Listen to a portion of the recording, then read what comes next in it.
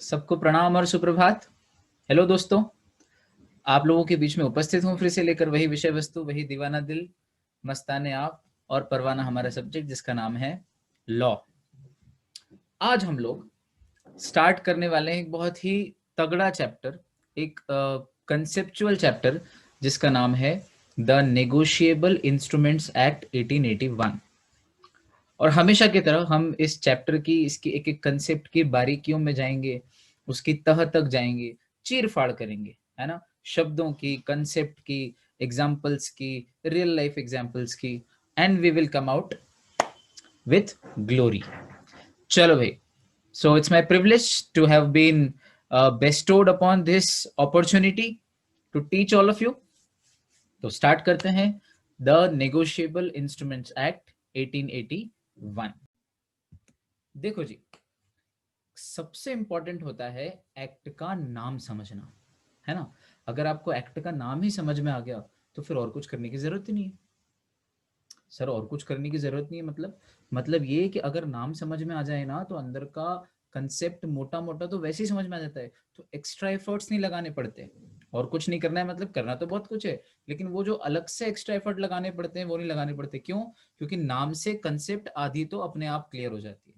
तो सबसे महत्वपूर्ण है किसी भी एक्ट का नाम, या अंदर भी हेडिंग पढ़ते हैं तो हेडिंग का मीनिंग, हेडिंग समझ में आती है, टाइटल समझ में आते हैं, तो अंदर का कंटेंट हमेशा अच्छे से समझ में आता है।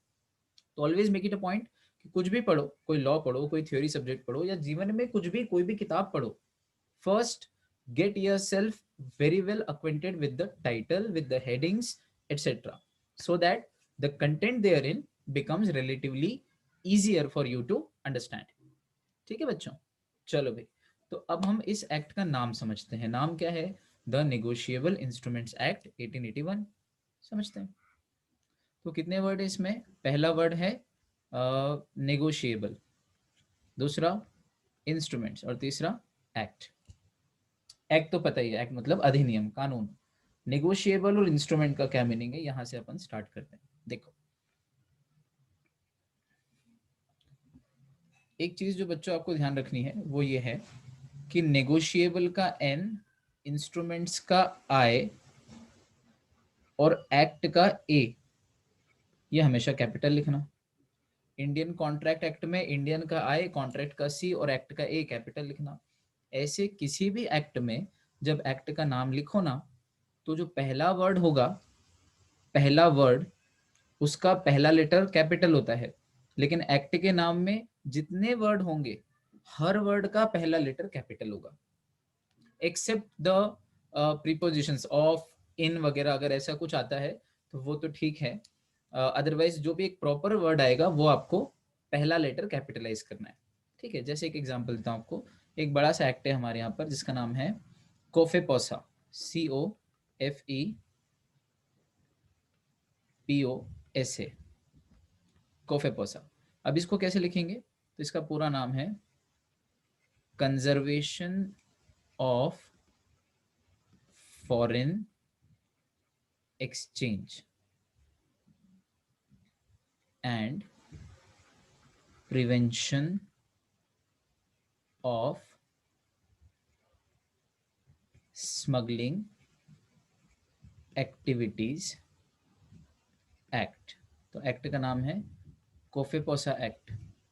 कितना प्यारा नाम है, कोफेपोसा, है ना। मैंने तुझे पाला पोसा, और अगर तू बिगड़ गया तो तूने फिर तो फिर गिरफ्तार हुआ किसमें? अंडर कोफेपोसा। Just funny. तो सुनो बात को।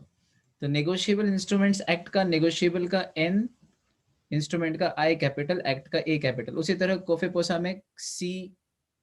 अब ये ऑफ प्रीपोजिशन है तो ऑफ का ओ छोटा चलेगा, है ना, ऑफ का ओ स्मॉल लेटर्स में। फिर फॉरेन एक्सचेंज का एफ, एक्सचेंज का ई, प्रिवेंशन का पी, फिर ऑफ छोटा ओ छोटा, स्मगलिंग का एस, एक्टिविटीज का ए और एक्ट का ए कैपिटल रहेगा।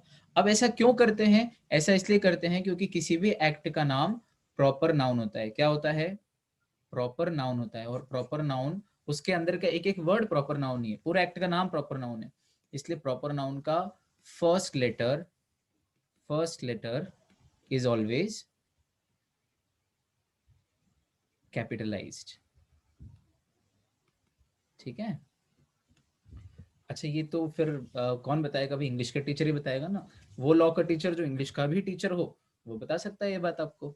ये छोटी छोटी सी बातें है ना, जानते सब हैं पर ध्यान रख के बताना जरूरी है, आपको भी याद रखना जरूरी है। छोटी छोटी सी मिस्टेक्स के मार्क्स कटेंगे अगर, तो फिर कैसे मजा आएगा यार, है ना। अपने को 100% बल्कि 100 से भी ज्यादा प्रीमियम पे अपने एग्जाम दे के आनी है, तो बहुत जरूरी है कि हम छोटी छोटी चीजों का ध्यान रखें। तो नेगोशिएबल इंस्ट्रूमेंट्स एक्ट, अभी तो हमने नाम स्टार्ट ही नहीं किया है, सिर्फ लिखना कैसे है, कभी भी लिखना पड़े किसी भी एक्ट का नाम तो ऐसे लिखना है।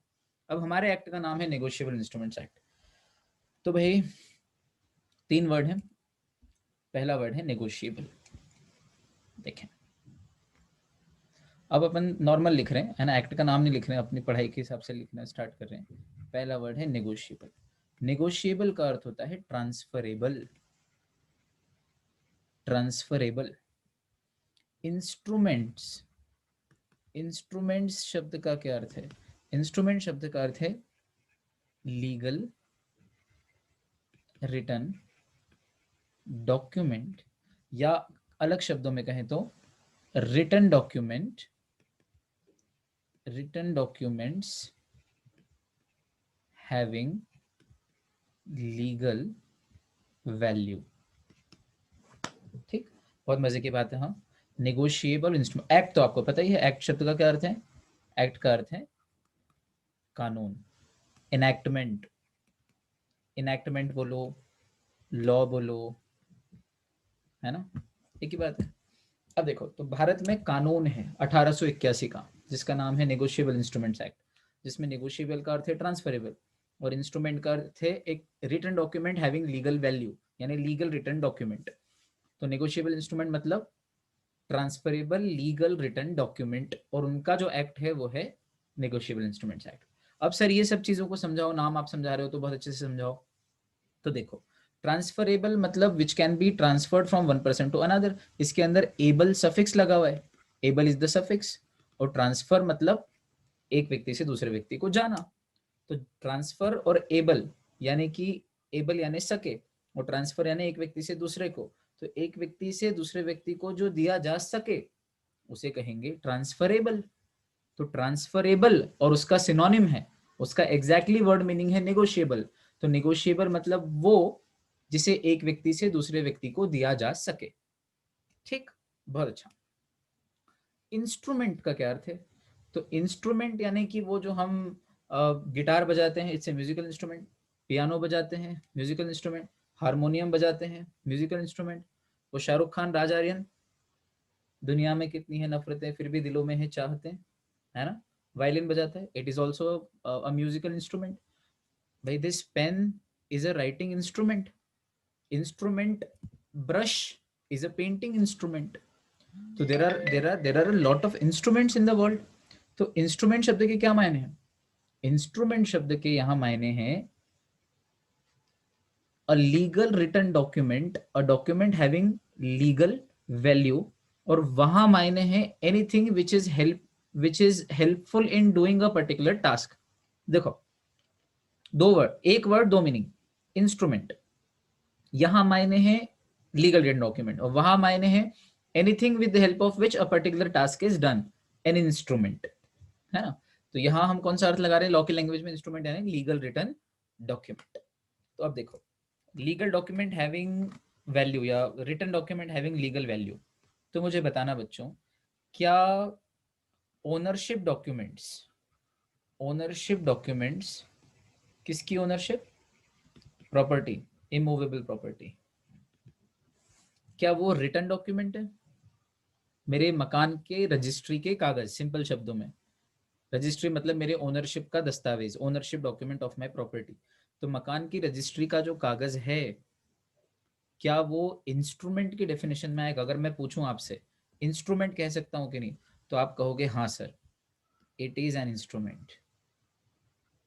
ठीक है, मुझे बताओ आप, क्या इंश्योरेंस पॉलिसी, इंश्योरेंस पॉलिसी क्या ये इंस्ट्रूमेंट है?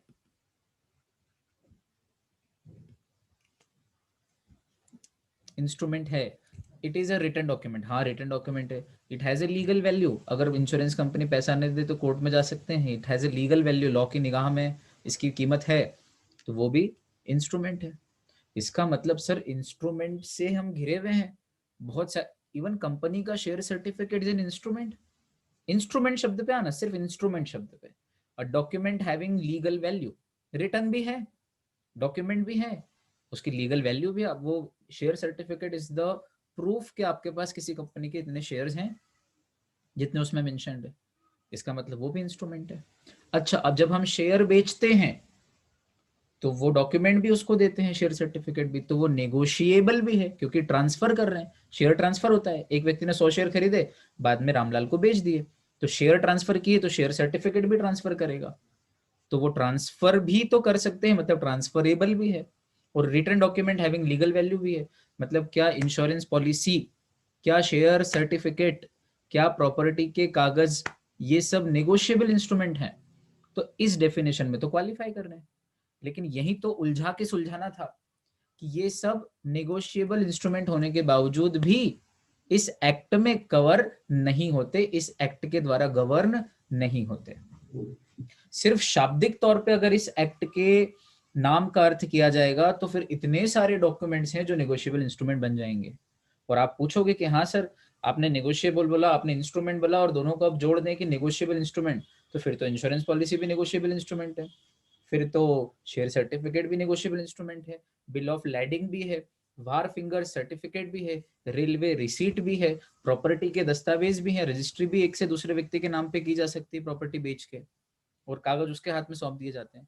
तो ये सब नेगोशिएबल इंस्ट्रूमेंट काइंड ऑफ हो जाएंगे फिर तो, क्योंकि एक्ट में, एक्ट का नाम तो नेगोशिएबल इंस्ट्रूमेंट एक्ट है, और ये एक्ट के नाम की डेफिनेशन में तो ये सब क्वालिफाई कर रहे हैं, ये सब उसके उसमें कवर हो सकते हैं।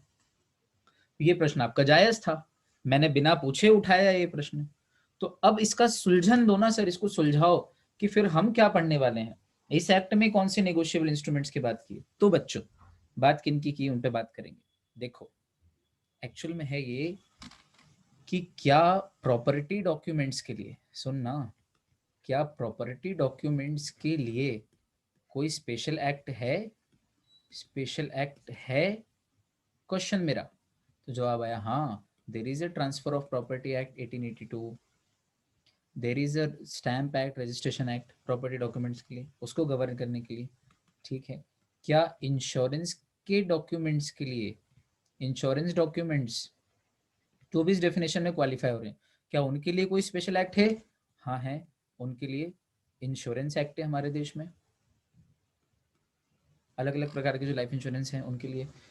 ठीक है, इसके अलावा इंश्योरेंस का जो कॉन्ट्रैक्ट है उसके लिए इंडियन कॉन्ट्रैक्ट एक्ट है ही।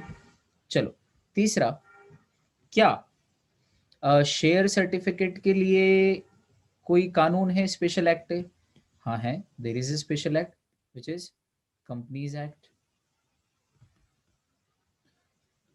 तो इसका मतलब तकरीबन सभी इंस्ट्रूमेंट्स जो ट्रांसफरेबल भी हैं, रिटन लीगली लॉ की आइज में जिनकी वैल्यू है, ऐसे भी हैं, लेकिन इनके लिए एक स्पेशल एक्ट है। फिर कहता हूँ ये सारे नेगोशिएबल भी हैं, लॉ की निगाह में वैल्यू भी है इनकी, है ना, लीगल वैल्यू भी है, लेकिन इनके लिए, इनको गवर्न करने के लिए, इनके लिए रूल्स एंड रेगुलेशन बनाने के लिए, इनको कवर करने के लिए there is a special act, अपना अपना स्पेशल एक्ट है, वहां पे रूल्स हैं उनके हिसाब से कवर हो जाते हैं। पर कुछ ऐसे इंस्ट्रूमेंट्स हैं जो इनसे अलग हैं, जिनका पर्पस इनसे अलग है, और उनके लिए बनाना था हमको एक्ट, इनके लिए तो बनाना ही नहीं था। तो ठीक है, नाम की डेफिनेशन में नाम की चिरफाड़ करके जब अर्थ करेंगे तो ये सब भी कवर हो सकते थे, लेकिन हमने इनको कवर नहीं किया। क्यों? क्योंकि इनको कवर करना नहीं था हमें, प्रॉपर्टी डॉक्यूमेंट्स को, इंश्योरेंस डॉक्यूमेंट्स को, शेयर सर्टिफिकेट को नहीं करना था कवर।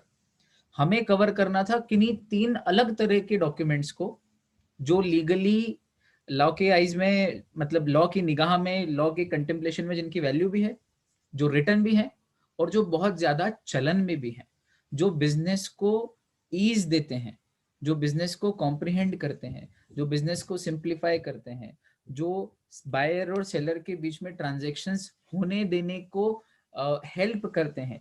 ऐसे कुछ 3 डॉक्यूमेंट्स हैं, उन डॉक्यूमेंट्स से रिलेटेड कोई स्पेशल एक्ट नहीं था, उनको कवर करने के लिए, बिजनेस ट्रांजैक्शंस को कॉम्प्रिहेंड और सिंप्लीफाई करने के लिए एक एक्ट की जरूरत थी कि भाई कुछ ऐसे डॉक्यूमेंट्स आए कि जिनसे बिजनेस इजी हो, और उन डॉक्यूमेंट्स को गवर्न करने के लिए कोई एक्ट भी आए। तो वो 3 डॉक्यूमेंट्स कौन से हैं जिन्हें हम नेगोशिएबल इंस्ट्रूमेंट्स एक्ट में ले रहे हैं? तो वो 3 डॉक्यूमेंट्स, दिल थाम कर बैठना बच्चों, आ रहे हैं आपके सामने। वो 3 डॉक्यूमेंट्स हैं ये, bill of exchange, promissory note और चेक। देख लें जरा नाम बहुत प्रेम से, इनसे आपका बहुत देर तक पाला पड़ेगा। Bill of exchange, promissory note और चेक। अब बिल ऑफ एक्सचेंज को हम प्यार से B/E ऐसे भी लिखते हैं और B.O.E ऐसे भी लिख देते हैं, ठीक। या फिर आप पूरा लिखना चाहो तो बिल ऑफ एक्सचेंज लिख सकते हो। इसका सिंगुलर होता है बिल ऑफ एक्सचेंज और प्लूरल होता है बिल्स ऑफ एक्सचेंज, ठीक। बिल ऑफ एक्सचेंजेस नहीं, बिल्स ऑफ एक्सचेंज, बिल में एस लगेगा, ठीक। बिल्स ऑफ एक्सचेंज, जैसे मदर इन लॉज नहीं, मदर्स इन लॉ। तो सीता जी की 3 मदर इन लॉ थी, तो 3 मदर्स इन लॉ, ना कि मदर इन लॉज, ठीक है। तो हम हमेशा प्लूरल ऐसे नहीं बनते कि लास्ट वर्ड के लास्ट में एस लगाना है। You know that commander in chief का प्लूरल बनेगा कमांडर्स इन चीफ, है ना। Numbers we have studied. तो bills of exchange, singular bill of exchange कैसे लिखते हैं ये आपको बता दिया, मजे की बात बच्चों। दूसरा है प्रॉमिसरी नोट, इसको हम शॉर्ट में प्रॉमिसरी का प्रो और नोट का नोट ऐसे भी लिखते हैं, प्रो नोट, और इसे हम P/N ऐसे भी लिखते हैं, प्रॉमिसरी नोट। तो these are 2 accepted ways of writing promissory note, pro note, P/N, ठीक। चेक को पूरा चेक लिखते हैं, चेक का कोई शॉर्ट फॉर्म नहीं है। कुछ बच्चे ऐसा करते हैं CHQ, नोट मेकिंग वगैरह में करते हो तो चलता है, लेकिन हम इस एक्ट में कभी भी ऐसा नहीं करते हैं, ठीक है। तो ये एक्सेप्टेबल नहीं है, आप पूरा ही लिखेंगे चेक, मेरी तरफ से ये आपको समझाइश है, ठीक है। तो there are mainly 3 kinds of negotiable instrument. Mainly word को आप अंडरलाइन करके पढ़ो। क्यों अंडरलाइन करवा रहा हूँ? क्योंकि मेनली का ये अर्थ है कि there are other forms of या other kinds of negotiable instruments also. आप प्रश्न जरूर पूछते हैं कि सर जो आपने शब्द का अर्थ बताया नाम का, उसके हिसाब से तो बहुत सारे इंस्ट्रूमेंट्स ऐसे हैं जो नेगोशिएबल भी हैं और इंस्ट्रूमेंट भी हैं, तो फिर यही 3 क्यों? तो उसका जवाब मैंने पूछने के पहले ही दे दिया कि वो भी हैं, लेकिन उनको यहां नहीं लिया। क्यों? क्योंकि वो ऑलरेडी कहीं ना कहीं कवर्ड है, सभी कवर्ड है। जो बच गए और जो मेन है ना, जो बच गए लेकिन फिर भी मेन है, उनको कहीं ना कहीं तो कवर करना था, उनके लिए फिर स्पेशली एक्ट बनाया गया, उन 3 को कवर करने के लिए, जो हमारे सामने है नेगोशिएबल इंस्ट्रूमेंट्स एक्ट। फिर सर आप बोले थे कि बिजनेस ट्रांजेक्शन को सिंप्लीफाई और ईज करते हैं, कैसे करते हैं? तो देखो भाई, मेरे पास पैसा अभी नहीं है कैश, और मुझे माल खरीदना है रामलाल से। तो मैंने रामलाल से कहा कि रामलाल मुझे ये इतने इतने रुपए का माल है, ये लिस्ट है, ये पहुंचा दे। रामलाल ने कहा पैसे? मैंने कहा पैसे 1 महीने बाद ले लेना। बोले मेरे को तेरे पे विश्वास नहीं है। मैंने कहा यार अब विश्वास कैसे दिलाऊं, मान जा बस, मैंने बोला तो ओरली। बोले नहीं। मैंने कहा एक काम कर, अगर लिखित में प्रॉमिस दे दूं कि 1 महीने बाद चुका दूंगा तो? बोले हाँ तो दे दूंगा। तो मैंने कहा आई प्रॉमिस टू पे रामलाल ₹10,000 50,000 जो भी है आफ्टर 1 मंथ। साइन कर दी, कागज का टुकड़ा है, साइन कर दी, स्टैंप वगैरह लगा दिया, हाथ में दे दिया रामलाल के। तो रामलाल ने मुझे माल दे दिया और वो माल मैंने बेचा, उसको बेच के प्रॉफिट कमाया, प्रॉफिट से मैंने मेरा घर चलाया, बच्चों की स्कूल की फीस पे करी, ठीक। और जो बच गया वो थोड़ा सा रामलाल को चुका दिया, ठीक। अथवा मेरा कहीं से पेमेंट आना बाकी था, वो जैसे आया मैंने रामलाल को उसका पैसा चुका दिया, लेकिन इधर मेरा प्रॉफिट तो आ गया ना। तो मुझे प्रॉफिट कमाने के लिए ट्रांजेक्शन करना थी, ट्रांजेक्शन के लिए मुझे माल चाहिए था, पर माल मेरे पास आ नहीं सकता था जब तक कि मैं कैश न दूं, और कैश तो मेरे पास था ही नहीं। तो क्या अच्छा रहा कि एक कागज के टुकड़े पे कुछ लिखने से मेरा काम हो गया, बिजनेस ट्रांजेक्शन, उसका भी माल बिका, मेरा भी माल बिका, कस्टमर की भी डिमांड फुलफिल हुई, पूरी इकोनॉमी विन विन में रही। कैश की क्रंच होने के बावजूद भी अभी तो काम निकल गया। तो क्या प्रॉमिसरी नोट ने, ऐसे ही आप चेक भी दे सकते थे कि ये ले मेरे आगे का पोस्ट डेटेड चेक ले ले, मेरे को माल दे दे, चेक से भी काम हो जाता है। बिल ऑफ एक्सचेंज वो मेरे ऊपर ड्रॉ कर देता कि ठीक है 2 महीने बाद पेमेंट कर देना, मैं साइन कर देता। तो क्या कैश न होने पर, अब आप लॉजिक पकड़ना है ना, यहां मैं देने वाला हूं आपको LOGIC लॉजिक, बड़ा सा लॉजिक, ठीक। एक्ट ही क्यों बना और ये 3 इंस्ट्रूमेंट होते ही क्यों है मार्केट में? लॉजिक क्या है? कैश के न होने पर कुछ ऐसे डॉक्यूमेंट्स बना दिए जाएं जो कैश इक्विवेलेंट का काम करें और बिजनेस ट्रांजैक्शंस को स्मूथली ऑपरेट या रन करने में मदद कर दें, जो कैश तो नहीं है लेकिन कैश पे होगा इस बात का अश्योरेंस देते हो। जैसे बिल ऑफ एक्सचेंज दे दिया और मैंने साइन कर दी, drawn by the drawer and signed by the drawee, accepted by the drawee, duly accepted, याद आ रहा है? तो क्या अब इस कागज के टुकड़े पे 2 लोगों की साइन से ये अश्योरेंस हो गया है कि इतना माल का पैसा तो अब लेना बनता है? तो कैश अभी तो नहीं दिया है पर दूंगा, इस बात का एक तरीके से एक्सेप्टेंस है। या प्रोमिसरी नोट में प्रॉमिस है कि मैं चुकाऊंगा, या चेक में तो मैंने दे ही दिया ऑर्डर बैंक को, किसको, रामलाल को पेमेंट कर देना। तो क्या कैश तो नहीं दिया लेकिन कैश मिल जाएगा, इस बात का अश्योरेंस मिल जाता है। तो मैं यूं कह सकता हूं कि नेगोशिएबल इंस्ट्रूमेंट जो हम पढ़ रहे हैं 3, bill of exchange, promissory note और चेक, ये 3 वो नेगोशिएबल इंस्ट्रूमेंट हैं जो कैश न होने पर, कैश न होने पर भी कैश इक्विवेलेंट के रूप में काम करते हैं और बिजनेस ट्रांजैक्शंस को होने देते हैं, बिजनेस ट्रांजैक्शंस को स्मूथली रन होने देते हैं। बिल्कुल, है ना? तो क्या कंसेप्ट है यार, लॉजिक? कैश न होने पर भी कैश का काम करते हैं, वो 3 इंस्ट्रूमेंट्स को हमने इस एक्ट में लिया है जिनका नाम है नेगोशिएबल इंस्ट्रूमेंट्स, और वो 3 इंस्ट्रूमेंट्स के नाम है bill of exchange, promissory note और चेक। डन। अब देखो ऊपर ब्लैक कलर के टेक्स्ट बॉक्स में एक छोटी सी चीज लिखी है, बहुत प्यारी सी, और आप इसको नेगोशिएबल इंस्ट्रूमेंट की एक इंट्रोडक्टरी लाइन, इस चैप्टर में कोई भी क्वेश्चन आए एक इंट्रोडक्टरी लाइन के तौर पे यूज कर सकते हो। क्या? एनी ट्रांसफरेबल इंस्ट्रूमेंट और written document is a negotiable instrument. हर वो कोई रिटन डॉक्यूमेंट जो ट्रांसफरेबल हो वो नेगोशिएबल इंस्ट्रूमेंट। तो नेगोशिएबल यानी ट्रांसफरेबल और इंस्ट्रूमेंट यानी रिटन डॉक्यूमेंट, ये डेफिनेशन वहीं से निकल के आ गया, मतलब ये अर्थ निकल के आ गया। ठीक है, बहुत बढ़िया। अब देखो 3 नेगोशिएबल इंस्ट्रूमेंट्स हैं मेरे पास, bill of exchange, promissory note और चेक। तीनों में डिफरेंस होगा, तीनों अगर सेम होते तो 3 थोड़ी होते, एक ही होता।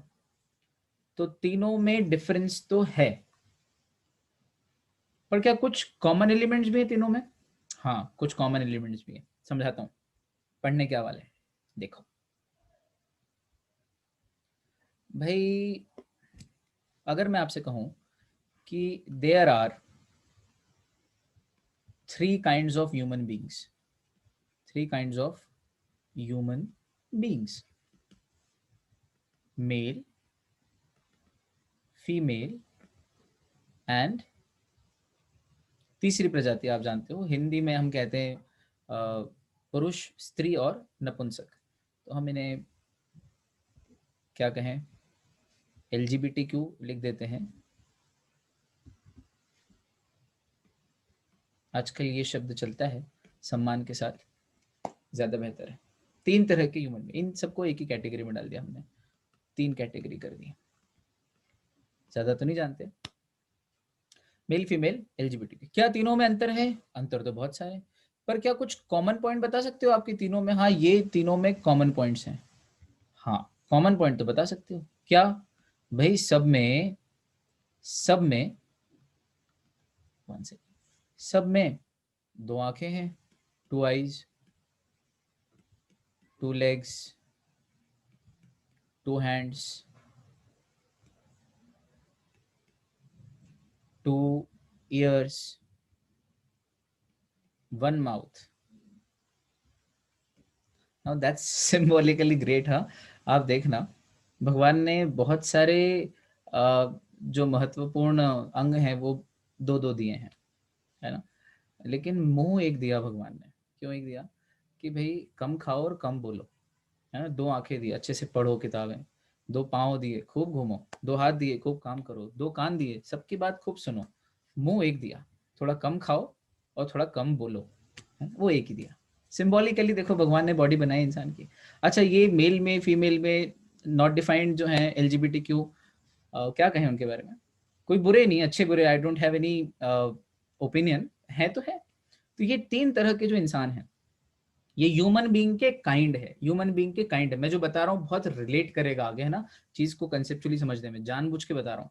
इन्हीं ह्यूमन बींग्स का फिर हम क्लासिफिकेशन भी करेंगे और इसी से फिर हम समझेंगे कि काइंड में और क्लासिफिकेशन में क्या अंतर होता है।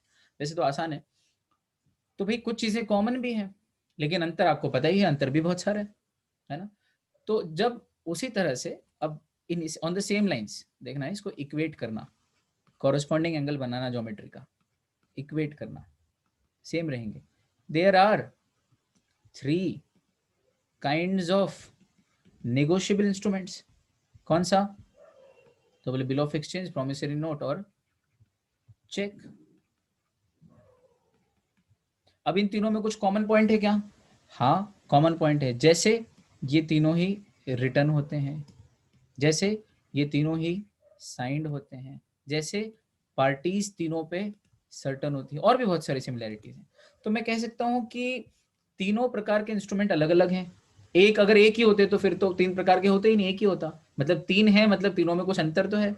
अंतर होने के बावजूद भी कुछ तो सिमिलैरिटीज होंगी ना। और वो जो सिमिलैरिटीज हैं जो तीनों में पाई जाती है, क्या उन्हीं सिमिलैरिटीज को मैं कॉमन कैरेक्टरिस्टिक बोल सकता हूँ? हाँ, उसे मैं कॉमन कैरेक्टरिस्टिक बोल सकता हूँ। तो अभी मैं जो आपको पढ़ाने वाला हूँ वो क्या है? Characteristics of negotiable instrument. फिर सुनना बच्चों, अभी मैं आपको पढ़ाने वाला हूँ कैरेक्टरिस्टिक्स ऑफ नेगोशिएबल। मैं आपको characteristics of bill of exchange पढ़ाने नहीं वाला अभी। मैं आपको कैरेक्टरिस्टिक्स ऑफ प्रॉमिसरी नोट पढ़ाने नहीं वाला अभी। मैं कैरेक्टरिस्टिक्स ऑफ चेक पढ़ाने वाला नहीं हूं अभी। ये सब बाद में आएंगे, सबके इंडिविजुअल कैरेक्टरिस्टिक्स भी हैं, तीनों को आराम से समझेंगे। अभी मैं पढ़ाने वाला हूँ कैरेक्टरिस्टिक्स ऑफ नेगोशिएबल इंस्ट्रूमेंट। और मैंने कहा नेगोशिएबल इंस्ट्रूमेंट मतलब characteristics of bill of exchange, promissory note and cheque put together, यानी कि common characteristics of all negotiable instruments. Heading समझ में आई? ये जो मेहनत की ना ऊपर नीचे की, ये जो आपको 2 कॉरेस्पॉन्डिंग एंगल बना के समझाए हैं, इसके पीछे का लॉजिक है क्या? कि मैं जो आपको पढ़ाने वाला हूँ आगे, उसकी हेडिंग देखना। उसकी हेडिंग है the following are the essential elements या कैरेक्टरिस्टिक्स, एलिमेंट्स बोल लो या यहाँ कैरेक्टर्स बोल लो, ऑफ नेगोशिएबल इंस्ट्रूमेंट। यानी कि इसमें सारे आ गए, बिल ऑफ एक्सचेंज भी आ गया, प्रॉमिसरी नोट भी आ गया और चेक भी आ गया, तीनों आ गए। तो क्या एसेंशियल एलिमेंट्स या कैरेक्टरिस्टिक्स हैं? It must be in writing always, हमेशा लिखित में होगा। ऐसा सुना कभी आपने किसी ने ओरल नेगोशिएबल इंस्ट्रूमेंट लिखा हो? ओरली किसी ने कहा हो कि आई प्रॉमिस टू पे ₹20,000 टू राहुल, और राहुल ने भी यूं पकड़ के जेब में डाल दिया, ये तेरा प्रॉमिसरी नोट मेरी जेब में है, कोर्ट में दिखा दूंगा मैं ये निकाल के, सर जज के सामने उछाल दूंगा, फिर जज पकड़ेगा नहीं, है ना। फनी थिंग भाई, bill of exchange, promissory note और चेक ओरल थोड़ी हो सकते, they are always in writing. Writing में होगी तभी तो इंस्ट्रूमेंट बनेंगे, है ना। इंस्ट्रूमेंट का अर्थ ही written document, having legal value. तो लीगल वैल्यू तो बाद में, पहले रिटर्न डॉक्यूमेंट, और रिटर्न नहीं होगा तो फिर काय का इंस्ट्रूमेंट? तो it must be in writing, ठीक है। फिर दूसरा, it must be transferable. Obviously अगर आप उस पर लिख दो कि इसे किसी को ट्रांसफर किया ही ना जाए, तो वो बिल ऑफ एक्सचेंज तो होगा पर वो नेगोशिएबल इंस्ट्रूमेंट में नहीं आएगा, वो एक नॉर्मल कॉन्ट्रैक्ट होगा दो लोगों के बीच में, पैसा देने का कॉन्ट्रैक्ट माना जाएगा, लोन माना जाएगा, पर वो नेगोशिएबल इंस्ट्रूमेंट की डेफिनेशन में नहीं आने वाला, इस एक्ट में गवर्न नहीं होगा, है ना। उसके ऊपर आप ये नहीं लिख सकते कि ये किसी और को देना नहीं है और नहीं दे सकता है कोई। अगर ऐसा लिख दिया मतलब ये ट्रांसफर ही नहीं कर पाएगा, और ट्रांसफर नहीं कर सकते मतलब नॉन ट्रांसफरेबल, और नॉन ट्रांसफरेबल यानी कि जो नेगोशिएबल ही नहीं, और जो नेगोशिएबल नहीं वो नेगोशिएबल इंस्ट्रूमेंट कैसे होगा? तो इट मस्ट बी ट्रांसफरेबल। दो, ठीक। तीसरा, the person holding it has a right on it. अब holding it has a right on it का क्या अर्थ है? इसका अर्थ है कि रामलाल के पास अभी है प्रॉमिसरी नोट, उसने श्यामलाल को दे दिया, तो अब श्यामलाल होल्ड कर रहा है, अब इस पे पैसा लेने का राइट श्यामलाल को है। श्यामलाल ने घनश्याम दास को दे दिया, तो अब घनश्याम दास होल्डर हो गया, तो now Ghanshyam Das is holding it, now Ghanshyam Das has a right on it. और क्या right? Right to receive the money written in the instrument. तो the person holding it has a right on it. तीसरा पॉइंट हमने पढ़ा अभी, तीसरा पॉइंट यहाँ पर। चौथा point, the negotiability continues till maturity. यहाँ पर बच्चे लोग एक हुक बना लो, हुक, HOOK के हुक। हुक मतलब वो जो खूंटी होता है जिस पे अपन कुछ टांग देते हैं। तो यहाँ पर आप अपना एक लॉजिक, एक सोच टांग दो कि इसे हम बाद में अच्छे से समझेंगे। ये पॉइंट इस चैप्टर का one of the cardinal principles है, और इसे अभी समझा ही नहीं जा सकता है, इसे बीच में समझाया जाएगा जब जरूरत पड़ेगी। ये कॉमन पॉइंट है तीनों में, है ना, 3 में या 2 में कहीं पे भी कॉमन पॉइंट है। तो कॉमन पॉइंट होने के कारण हमने शुरू में लिखा तो है, लेकिन इसको अभी समझ नहीं सकते, अभी कितनी मेहनत कर लेंगे समझ नहीं पाएंगे। ये बीच में एक ऐसी जगह आएगी जहाँ पे ये खट से क्लिक हो जाएगी और वहां पे फिर इसकी चीरफाड़ करेंगे। लेकिन लाइन याद कर लो कि the negotiability continues till maturity. ठीक, मेच्योरिटी आपको पता है, ये 3 days of grace due date के बाद, तो जो 3rd डे ऑफ ग्रेस होता है वो मेच्योरिटी है। तो मेच्योरिटी तक वो नेगोशिएबल होता है, the negotiability continues till maturity. Hindi meaning तो बता दिया, लेकिन इसकी कंसेप्ट बहुत गजब की है ना, उसकी चीरफाड़ करने में जो मुझे मजा आएगा ना बता नहीं सकता, वो बहुत जरूरी है। ठीक है, ये भी हो गया। फिर 5वां है, it must contain a sum of money. देखो भाई, अगर आप लिखते हो प्रॉमिसरी नोट में, आई प्रॉमिस टू पे रामलाल सम 30 मैंगोज, तो this is not a promissory note, क्योंकि आपने कुछ प्रॉमिस तो किया है देने का, लेकिन वो मनी नहीं है, वो तो मैंगोज है। उसी तरह से आप कोई और वस्तु देने का भी अगर प्रॉमिस करते हो, I promise to marry your daughter, this is also a promise but not a promissory note, है ना। तो कोई भी promissory note, bill of exchange या चेक हो, उसमें जब तक मनी नहीं होगा, क्योंकि हमने कहा था ये कैश नहीं है लेकिन कैश इक्विवेलेंट है, और कैश इक्विवेलेंट होने के लिए इसमें मनी लिखा होना जरूरी है, मनी का अमाउंट। तो it must contain a sum of money, must, है ना।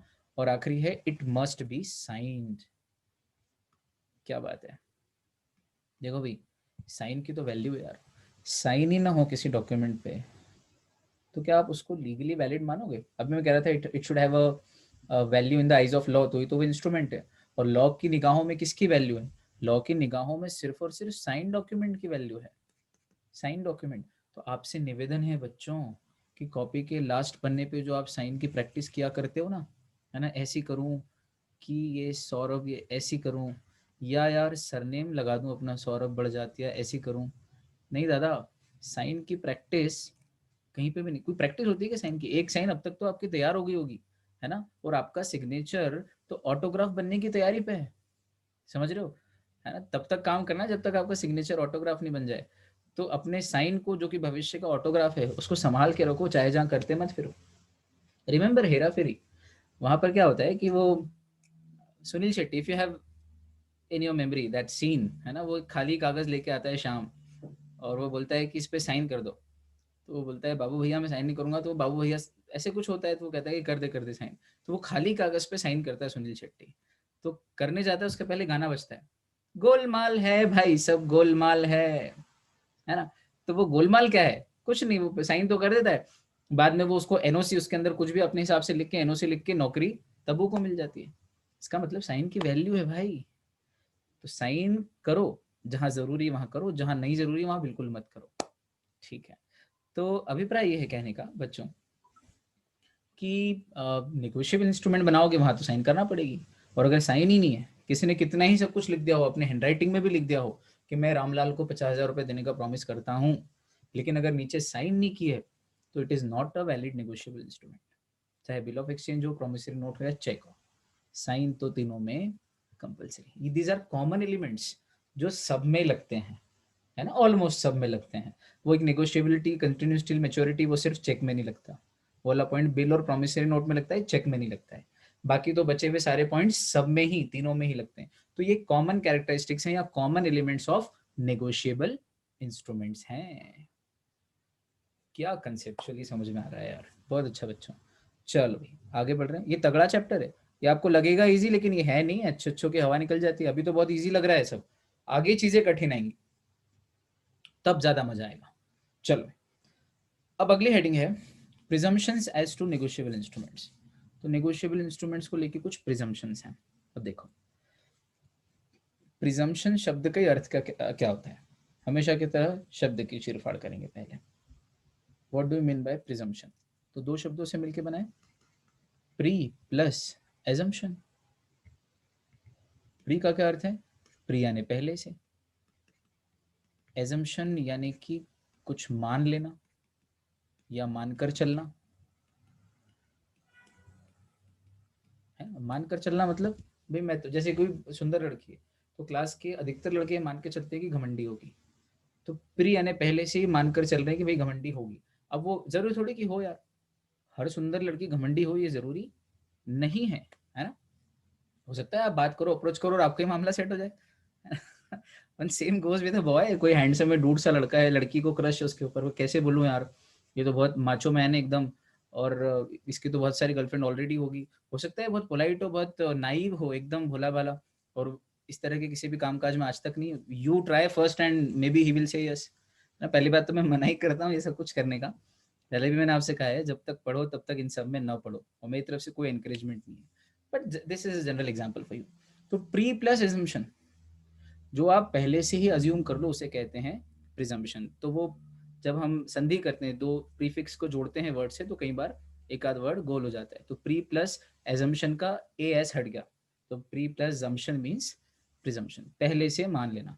हिंदी में कहेंगे पूर्वाग्रह, सरल हिंदी में कहेंगे पूर्वाग्रह, पर आपको कम समझ में आता है पूर्वाग्रह बोलता है, इसलिए शब्द की चिरफाड़ की।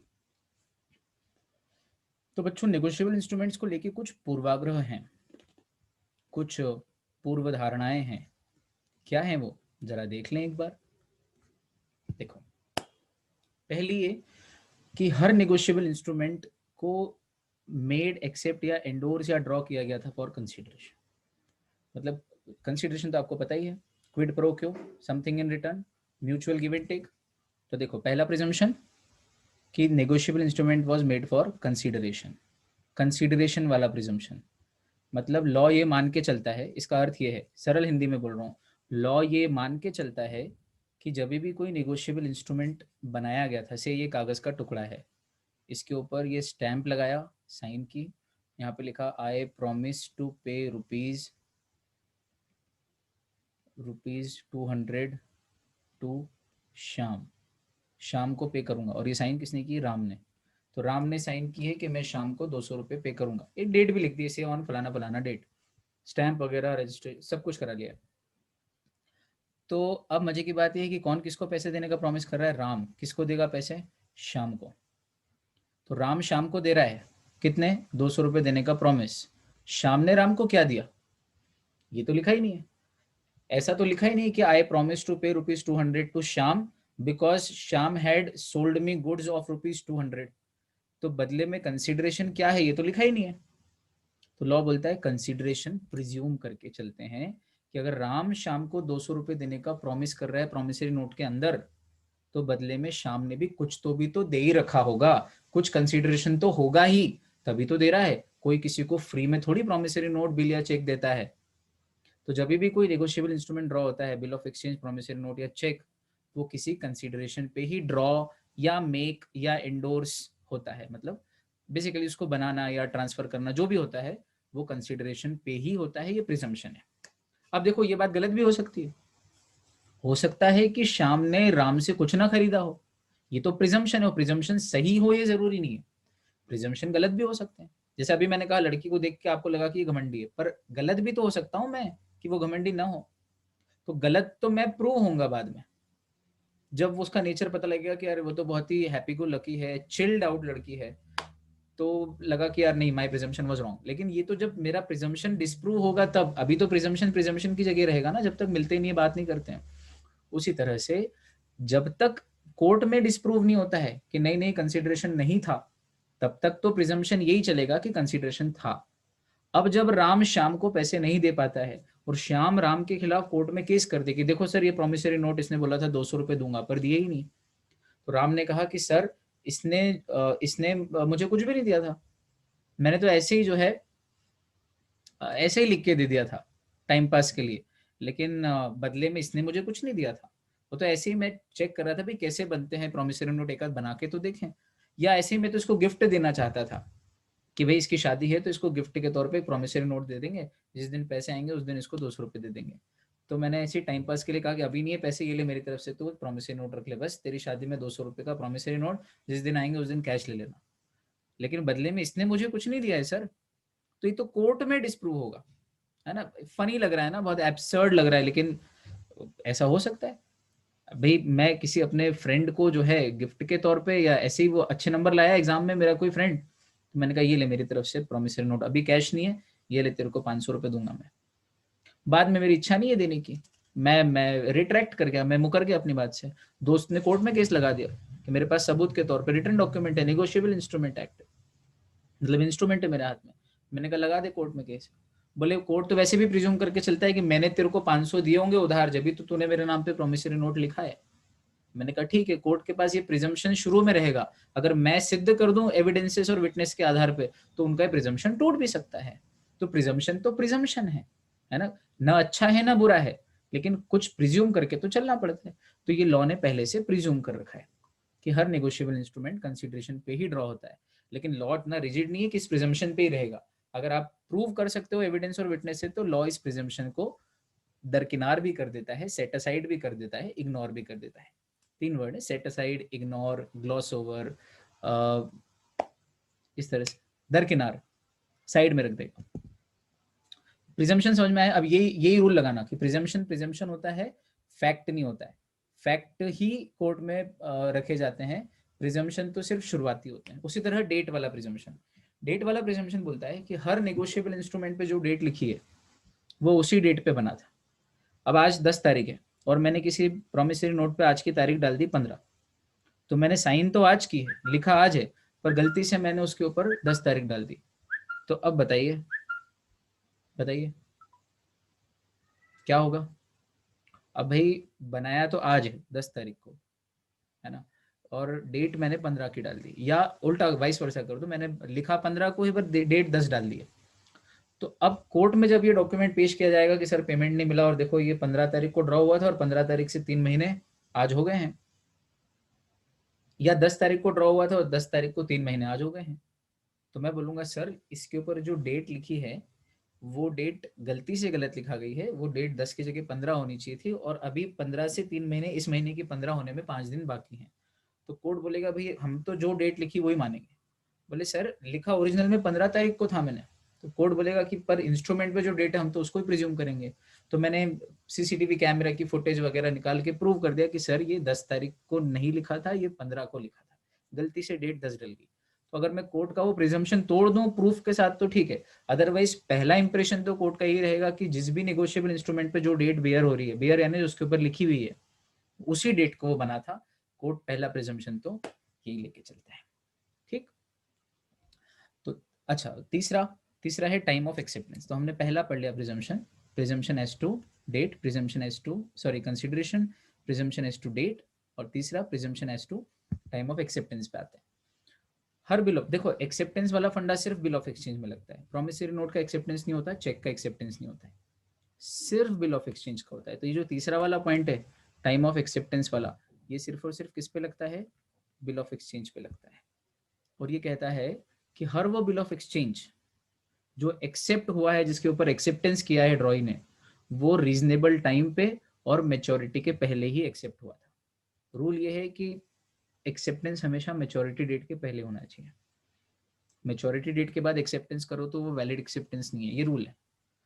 तो अगर मान लो मेच्योरिटी डेट निकल गई है और मेच्योरिटी डेट निकलने के 10 दिन बाद ड्रॉई ने एक्सेप्ट किया और साइन कर दी, उस पर एक्सेप्टेड लिख दिया और साइन कर दी, या सिर्फ साइन कर दी, और बाद में वो पैसा देने से मुकर गया और कोर्ट में मैंने ये बिल ऑफ एक्सचेंज पेश किया कि सर देखो ये मेरी साइन है और इसने एक्सेप्ट किया है, तो कोर्ट बोलेगा कि हाँ तूने एक्सेप्ट तो किया है, पर बोले सर मैंने एक्सेप्ट ये मेच्योरिटी डेट के बाद किया है, तो कोर्ट बोलेगा कि प्रूव करो। हम तो यही मान के चलेंगे कि अगर बिल ऑफ एक्सचेंज एक्सेप्टेड है तो वो रीजनेबल टाइम पे एक्सेप्ट हुआ है और मेच्योरिटी के पहले ही एक्सेप्ट हुआ है, मतलब it is a valid acceptance, हम यही मान के चलेंगे। अब आप प्रूव करो कि ये वैलिड एक्सेप्टेंस नहीं है, मतलब हमारे प्रिजम्पशन को डिस्प्रूव कर दो, कर सको तो ठीक है, नहीं तो कोर्ट तो यही मान के चलेगा अगर कोई बिल ऑफ एक्सचेंज एक्सेप्टेड नजर आ रहा है, साइंड है, साइन नहीं है तो फिर तो वो नॉन एक्सेप्टेड है, लेकिन अगर साइंड है और एक्सेप्टेड है तो फिर वो एक्सेप्टेंस वैलिड ही है और वो मेच्योरिटी के पहले ही हुआ है, रीजनेबल टाइम में हुआ है ना, ये बढ़िया है। फिर चौथा प्रिजम्पशन है टाइम ऑफ ट्रांसफर, कि हर नेगोशिएबल इंस्ट्रूमेंट मेच्योरिटी के पहले ट्रांसफर हुआ था, ट्रांसफर कर सकते हैं ना, इट इज ट्रांसफरेबल, नेगोशिएबल, है ना। तो अगर कोई बिल ऑफ एक्सचेंज राम से श्याम को, श्याम से घनश्याम को, घनश्याम से राधेश्याम को, राधेश्याम से मोहन को, मोहन से जनार्दन को, जनार्दन से गिरिधर को, गिरिधर से गोपाल को, गोपाल से मुरलीधर को, मुरलीधर से कृष्ण को, कृष्ण से कान्हा को, ऐसे एक के बाद एक ने दूसरे को, दूसरे ने तीसरे को, ऐसा ट्रांसफर किया, तो लॉ का प्रिजम्पशन, कोर्ट का प्रिजम्पशन ये है कि ये जब भी नेगोशिएट हुआ था या ट्रांसफर हुआ था, ये मेच्योरिटी के पहले ही हुआ था, क्योंकि मेच्योरिटी डेट के बाद किसी भी नेगोशिएबल इंस्ट्रूमेंट को ट्रांसफर नहीं करते, और कर भी दो तो वो ट्रांसफर वैलिड नहीं है। मेच्योरिटी तक जितने ट्रांसफर करना है कर लो, मैच्योरिटी डेट के बाद आप नेगोशिएबल इंस्ट्रूमेंट को ट्रांसफर नहीं कर सकते। और अगर किया है और कोर्ट में प्रूव हो जाए कि ये ट्रांसफर मैच्योरिटी के बाद हुआ है तो वो इनवैलिड घोषित हो जाएगा। लेकिन जब तक वो प्रूव नहीं होता है तब तक हर ट्रांसफरी का जो ट्रांसफर है वो मैच्योरिटी के पहले ही हुआ था, ये कोर्ट प्रिज्यूम करके चलता है। ये लॉ का प्रिजम्पशन नंबर 4 है। बिंगो जा रहे हैं बिल्कुल एकदम झमाझम, बहुत अच्छा। और लास्ट प्रिजम्पशन है बच्चों स्टैम्प को लेके। और स्टैम्प को लेके क्या प्रिजम्पशन है कि अगर कोई नेगोशिएबल इंस्ट्रूमेंट गुम जाए, प्रॉमिसरी नोट या चेक, ठीक, तो अब आप कोर्ट में जाओगे और ये प्रूफ दोगे कि सर एक प्रॉमिसरी नोट था, है ना, नोटरी के पास आप नोट करा लेते हो ना, नोटिंग चार्जेस अमाउंटिंग टू ₹40, आपने अकाउंटिंग एंट्री की है, तो नोटरी भी बोलेगा कि हाँ सर एक बिल ऑफ एक्सचेंज तो था, एक प्रॉमिसरी नोट तो था। तो कोर्ट बोलेगा कि लेकिन प्रॉमिसरी नोट और बिल ऑफ एक्सचेंज पे तो स्टैम्प ड्यूटी पे करना जरूरी है। तो आप बोलोगे कि सर हाँ उस पर पे की थी हमने, तो कोर्ट मान जाएगा। क्योंकि कोर्ट का ये मानना है कि हर वो बिल ऑफ एक्सचेंज या प्रॉमिसरी नोट जो गुम चुका है वो ड्यूली स्टैम्प, ड्यूली यानी प्रॉपरली स्टैम्प यानी स्टैम्प ड्यूटी, उसके ऊपर स्टैम्प ड्यूटी पे कर दी होगी, हम मान के चलेंगे। ये थोड़ा जेनरसिटी वाला प्रिजम्पशन है, मतलब इसमें आपको फायदा है। नहीं भी हो स्टैम्प तो कोर्ट का पहला प्रिजम्पशन यही रहेगा कि वो स्टैम्प्ड था।